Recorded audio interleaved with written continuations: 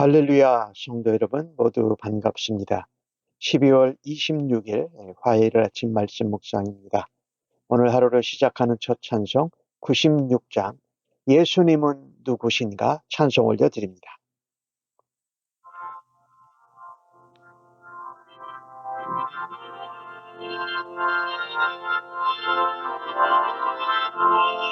예수님은 누구신가 우는 자의 위로와 없는 자의 음성이며 전한 자의 높임과 갇힌 자의 노인되고 우리 기쁨 되시네.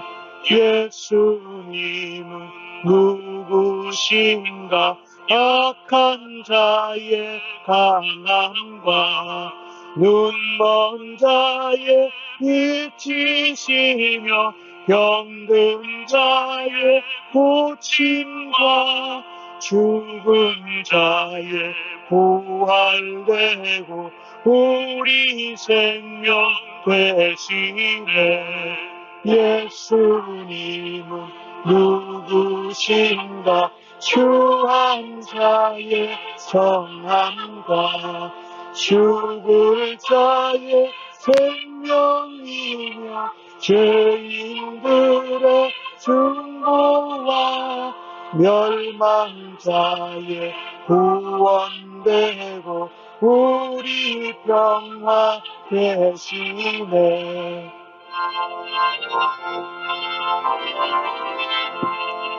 예수님은 누구신가 온 교회의 머리와 온 세상의 구주시며 모든 왕의 왕이요 심판하실 주님 되고 우리 영광 되시네. 아멘. 이 아침에 저희들에게 주시는 하나님의 말씀은 잠언 29장 1절로 14절의 말씀입니다. 함께 성경을 읽으십시다. 자주 책망을 받으면서도 목이 곧은 사람은 갑자기 패망을 당하고 피하지 못하리라. 의인이 많아지면 백성이 즐거워하고 악인이 권세를 잡으면 백성이 탄식하느니라. 지혜를 사모하는 자는 아비를 즐겁게 하여도 창기와 사귀는 자는 재물을 잃느니라.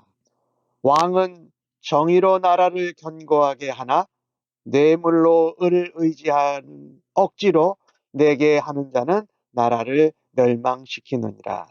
이웃에게 아첨하는 것은 그의 발 앞에 그물을 치는 것이니라. 악인이 범죄하는 것은 스스로 올무가 되게 하는 것이나 의인은 노래하고 기뻐하느니라.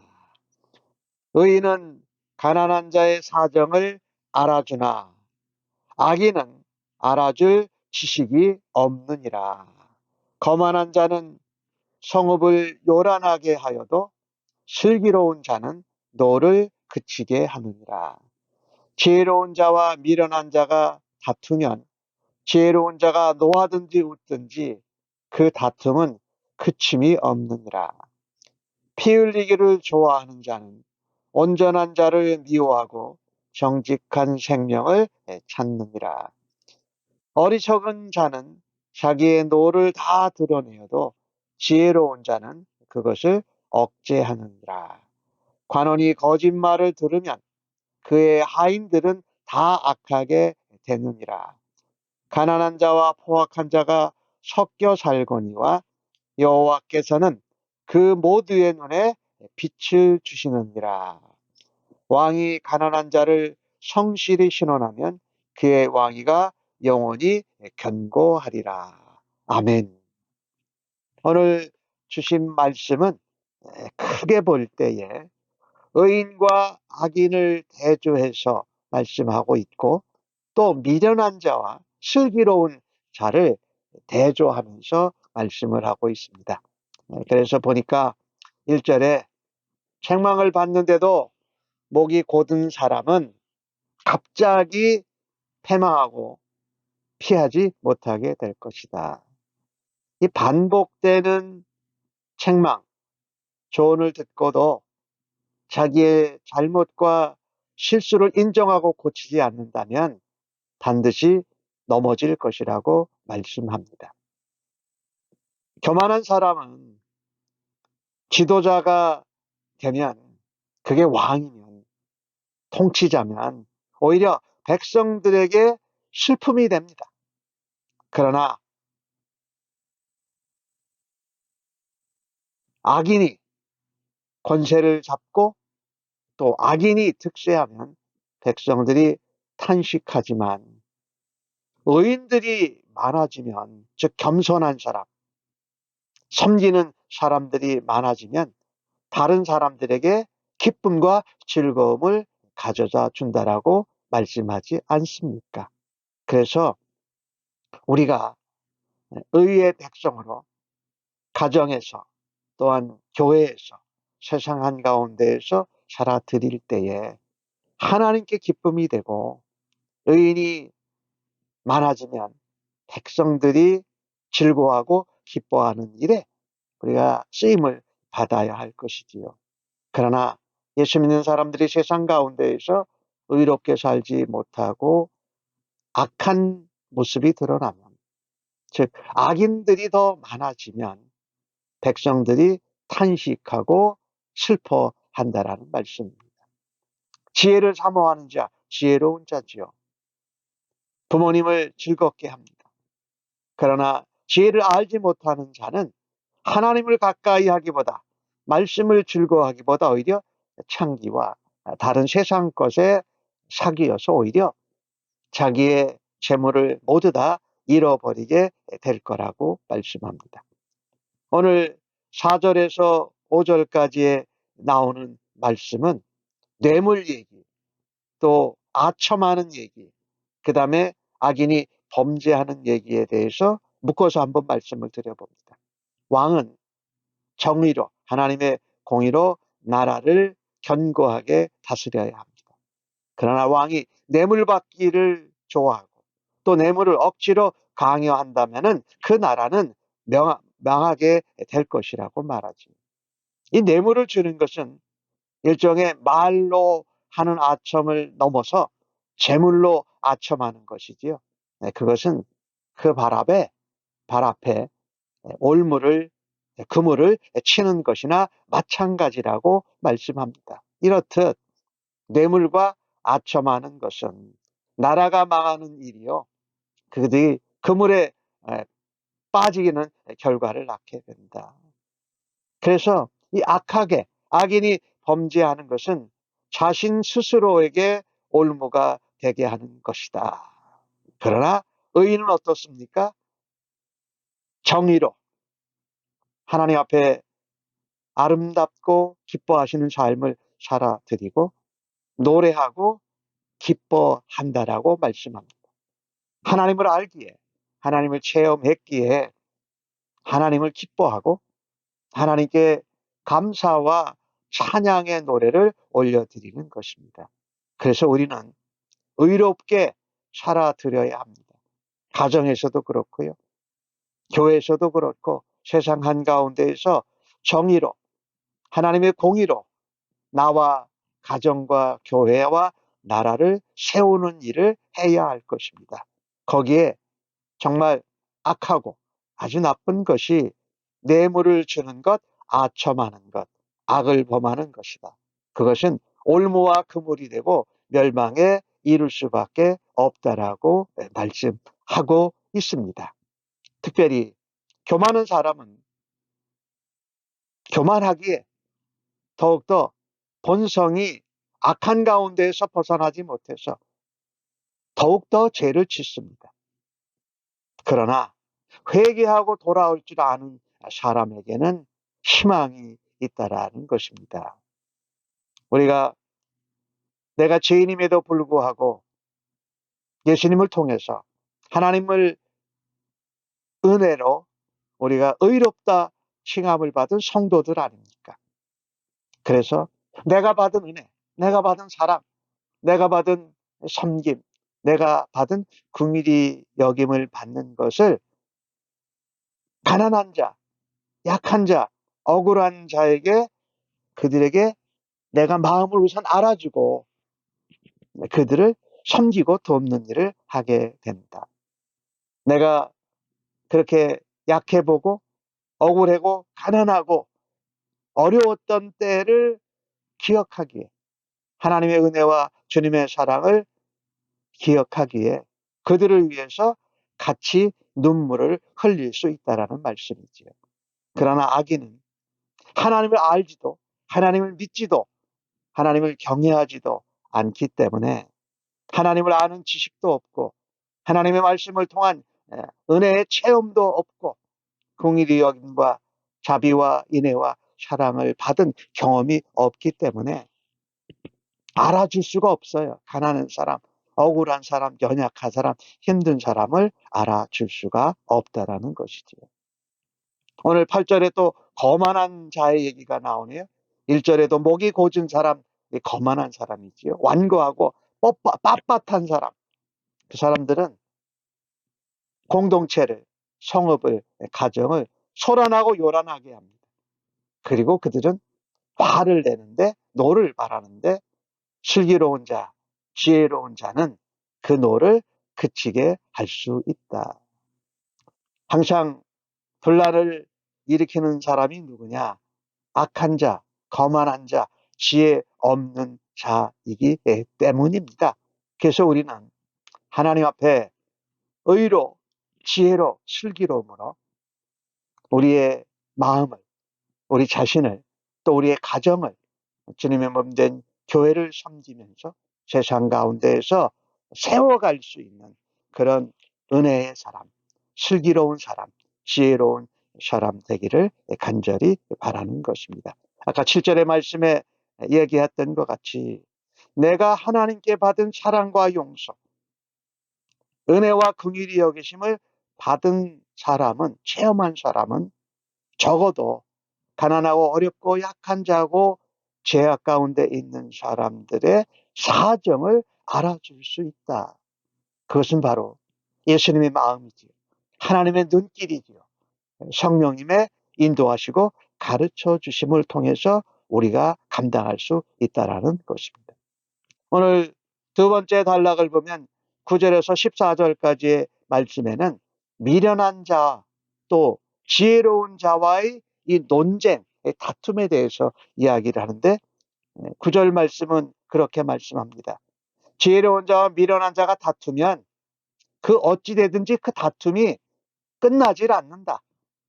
지혜자가 슬기로운 자가 노하든지 웃든지 하여튼 그 다툼이 끝이지 않아서 오히려 손해만 가져온다고 말씀합니다. 이런 이 미련한 자, 또 악한 자들은 피 흘리기를 좋아하고 온전한 자들을 미워합니다. 온전한 자는 누구입니까? 예수 믿고 하나님 자녀가 된 사람들을 미워해요. 피 흘리기를 좋아해요.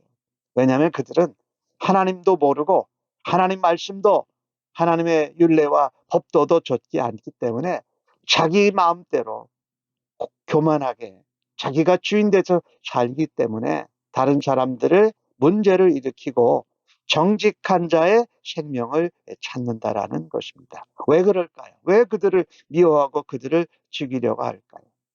예수 믿는 하나님의 백성들이 의롭고 지혜롭게 순결하게 거룩하게 살아감을 통해서 자신들의 불의와 악함이 더욱더 드러나기 때문입니다. 그런데 하나님께서는 의인을, 슬기로운 자를, 지혜로운 자를 보호하실 뿐만 아니라 지켜주십니다. 그리고 마침내는 악한 자들을, 미련한 자들을 멸망시킨다고 10절은 말씀하지 않습니까? 정직한 자의 생명을 찾으시는데 피 흘리는 자, 악한 자들의 생명을 찾지 않으신다라는 것이지요. 11절 말씀을 보면 어리석은 자, 교만한 자들은 자기의 노를 다 드러냅니다. 그러나 지혜로운 자는 그것을 억제한다. 즉 말하면 지혜로운 자는 자기의 감정 조절도 하나님께 맡긴다. 예수님이 어떻게 하셨을까라고 하면서 예수님의 모습을 닮아간다. 성령의 열매 중에 귀한 것 하나가 있지요. 절제하는 것이지요. 절제하고 다스려서 통치해서 그것을 노를 가라앉히게 한다. 아까 8절 말씀에도 그런 말씀이 있죠. 나 자신의 분노를 억제하고 다른 사람들의 분노도 그치게 하는 지혜로운 자, 또 하나님의 눈길과 예수 그리스도의 마음과 성령님의 도우심을 받고 그것을 절제할 수 있는 은혜가 있기를 간절히 바랍니다. 감정을 조절하지 못하고 화도 절제하지 못하기에 항상 뭐만 생깁니까? 다툼과 싸움과 재판하는 것, 고소하는 것, 이런 것이 일어난다라는 것이지요. 그러나 지혜자, 하나님 앞에 슬기롭고 겸손한 자는 그 모든 것을 하나님 앞에 맡기고 예수님을 닮아가며 성령님의 도우심으로 다툼이나 노와 화를 절제할 수 있는 은혜와 능력이 있는 줄로 믿고 우리가 조절하고 또 억제하고 절제하면서 살아드릴 때에 하나님께는 영광이요. 그렇게 그것을 보고 경험하는 사람들에게는 감동과 은혜의 통로가 되어지기를 간절히 바라는 것입니다. 지혜로운 자는 이 어리석은 자, 미련한 자의 마찰을 피하고 오히려 다툼과 노를 가라앉힌다라는 것입니다. 오늘 12절의 말씀은 관원이, 이 통치자가, 높은 사람이 거짓말을 계속 들으면 그 밑에서 일하는 하인들도, 부하 직원들도 다 악하게 된다라는 것이죠. 모두 다 거짓말을 배워서 공동체가 거짓말로 채워지니까 멸망할 수밖에 없다라고 말씀하지요. 자, 그런데 이와 같이 지혜로운 자와 지혜롭지 못한 미련한 자가 함께 살지만 하나님께서는 죄인과 악인, 가난한 자와 포악한 자가 섞여 있지만 그 모두에게 하나님께서 그 눈에 빛을 주신다. 이것은 무슨 말씀이냐면요. 하나님이 가난한 자, 포악한 자, 의로운 자, 또 악한 자, 미련한 자, 슬기로운 자, 지혜자 간에도 하나님이 주시는 것이 똑같은데 그것을 선택할 수 있는 권한은 누구에게 있냐? 자기에게 있다라는 것입니다. 그러니까 우리가 선택을 잘 해야 된다라는 것이에요. 내가 악인의 자리에 설 것인가? 의인의 자리에 서기를 원하나? 내가 내 마음대로 살기를 원하는 미련하고 어리석은 자냐? 아니면 하나님을 경외하고 여호와를 알고 따르는 지혜자로 살아갈 것이냐? 내가 가난한 자를 돕고 섬기는 자로 그들의 사정을 알아주는 자로 설 거냐? 아니면 오히려 가난한 자를 더 빼앗고 힘을 휘두르는 포악한 자로 살 거냐 하는 것은 하나님 앞에 우리가 선택해야 한다라는 것입니다. 아까 4절에도 왕 얘기가 나왔는데 왕은 정의로 나라를 견고히 세울 뿐만 아니라 가난한 자들의 그 원한, 그것을 갚아주면 왕위가 견고해진다. 하나님의 정의로 또 가난한 자를 불쌍히 긍휼히 여기고 그것을 대신 갚아주는 왕은 나라와 왕위가 튼튼하고 견고해질 거라고 말씀합니다. 그래서 우리는 공동체의 질서를 견고하게 세우려면 그 책임을 맡은 지도자는 반드시 공정하고 긍휼히 여김을 잃지 말아야 한다라는 것입니다. 오늘 주신 말씀을 통해서 우리는 분노의 문제 또한 이 뇌물이나 아첨이나 이 범죄하는 이 모든 것에 있어서 예수님을 닮아가고 예수님의 마음과 예수님에게 받은 사랑과 은혜를 그대로 체험한 대로 나눌 수 있기를 간절히 바랍니다. 교만한 자, 거만하고 목이 뻣뻣한 자에 대해서 말씀하고 있는데, 무엇이든지 빳빳하고 뻣뻣하면 한순간에 부러지기가 쉽습니다. 책망을 받고 조언을 받아도 완고하고 마음이 단단해서 받아들이지 않으면 부러질 수밖에 없다. 멸망을 말하는 거죠. 조언이나 다른 사람들의 책망을 들을 때에 말씀을 통해서 듣거나 다른 주변의 사람을 통해서 자주 반복해서 들을 때에 그것을 하나님의 음성으로 들을 수 있는 은혜가 있기를 간절히 바랍니다. 그래서 책망과 조언을 들을 때 즉시 회개하고 돌아갈 수 있는 사람, 돌이키는 자가 의롭고 지혜로운 자입니다. 그런 사람들이 나라에 많아져야 됩니다. 가정과 교회에 지혜롭고 의로운 자들이 많아져야 견고해지고 곤고히